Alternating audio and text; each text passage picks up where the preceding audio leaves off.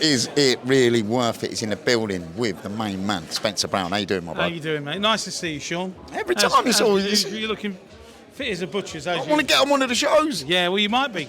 Tell you what, I think you could beat half of them now. Right, Spencer, let's start by congratulating you first on the Ring magazine. What a night. Yeah, I don't think I need any congratulations. It's all down at Turkey Al Sheikh. He's bought the magazine, he's invested a lot of money, spent a lot of money. You've seen the quality of the show the other day. It was incredible. His team put it all together without any help from anybody.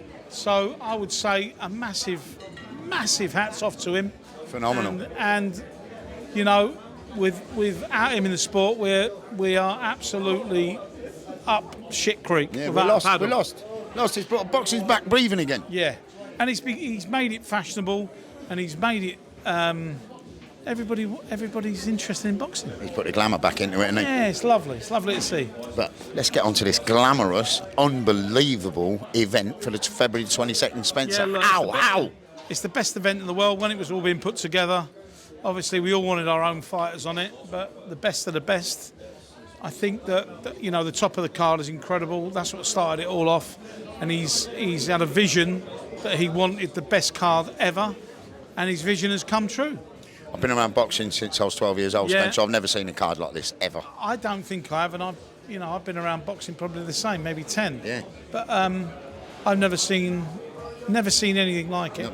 And you look through and you see you see the presence, the power, of some of these fighters. I mean, these are, Oscar De La Hoya's up there, Lennox Lewis up there. He's got a fighter on. Lennox Lewis got a fighter on the undercard. He's like, Oscar's got fighters. Lennox has got fighters. And you look and you think, wow, this is unbelievable. But again, all credit's got to be given to Turkey. Turkey, he's the man. I mean, he's become more famous than any of the boxers. You can't blame him either, can you? No. But anyway, let's start with the. We'll get to the main event at the end. But you keep pushing these little... We're getting more value for money all the time. Mohammed Ali Kel's back on. Yeah, I think it's nice to see some of the local boxers. I love Mo. I love him. Yeah, some of the Saudi boxers. We're bringing them through again, down to Turkey again.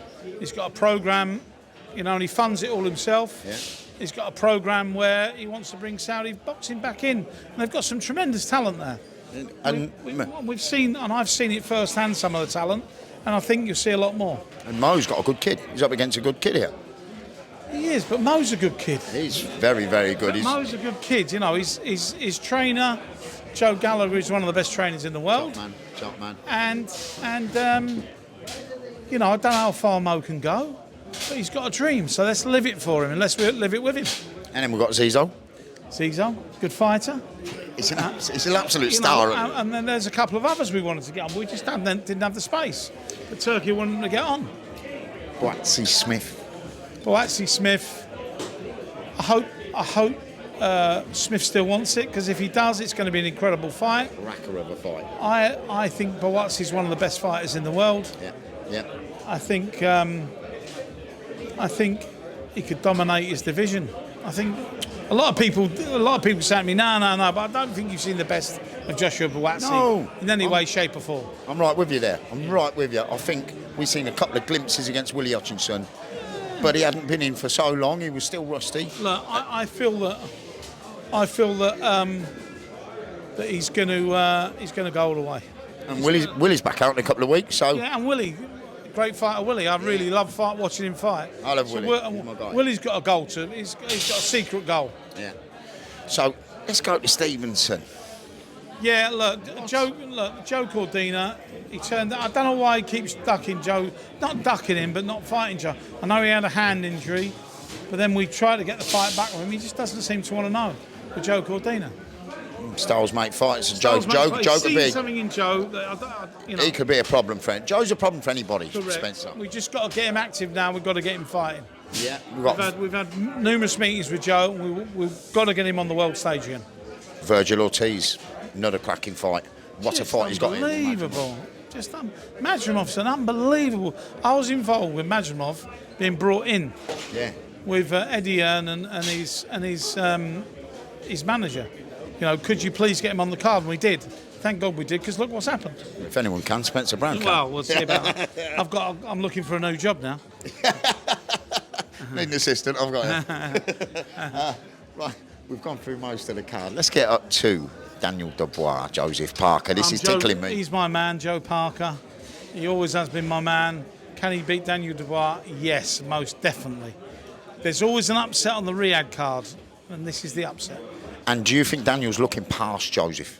Yeah, of course he is. Dangerous move.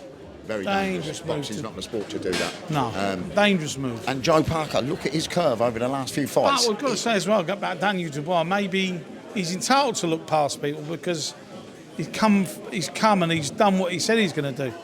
And he's done it in style in Wembley. Unbelievable. Wow, that was a phenomenal performance from Dan that night. And I feel that confidence will just get bigger and bigger now. 1,000,000%. Let's just hope we don't get too overconfident against Joe. Well, look, I've got Joe's backing. I've been with Joe a long time, so I think Joe will win. Main event of the evening, Mr. Beterbiev against Mr. Bivol. Bivol.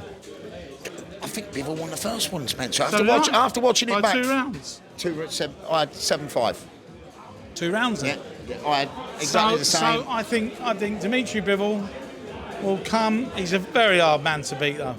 Beterbiev's a hard man to beat, isn't he? But I fancy Bivol. I hope so, and we'll get a trilogy out of it, shall we? Yeah, lovely. Right, let's go on to the news of today, Tyson. Yeah, the news is he's given up. That's it. He's finished. He's called it a draw. He chose his family over boxing. Which is a credit to him. Yeah, I think he just looked and went, do I need to go through all this again? Do I need to put my family through all this again? He's not a young man, is he? Well, he still is relatively young, but not for boxing. And listen, I love him, always will. And I'll ring him every day religiously. He's not finished yet. Let me tell you, there's other stuff we're going to do. Another fight? He'll be in films. No, he'll be in films. We're looking at he'll be in his new film career. Yeah? But I think Turk Alashek was really keen on the fight with Anthony Joshua. I think Anthony Joshua was keen on it. And I think at one stage, Tyson was really, really keen on it. Wanted the fight more than anything. But listen, you can never say never, but my opinion, that's it. You reckon? Genuine? Yeah. Spencer, absolute pleasure talking to you all the time, my brother. We'll speak very shortly.